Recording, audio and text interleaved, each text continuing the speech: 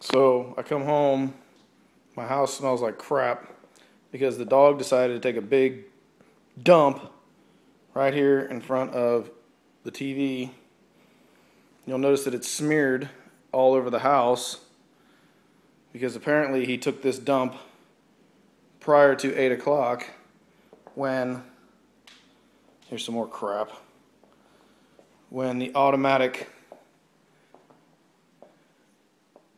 iRobot is set to take off to do a little house sweeping while we're not home.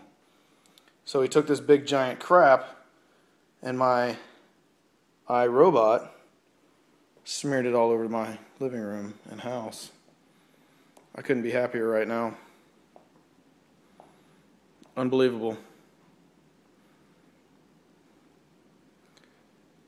Dragged it onto that rug carpet thing. I guess we're going to have to throw that thing away now. I don't know about cleaning that. I can't even walk around the house. There's crap everywhere. You gotta be kidding me.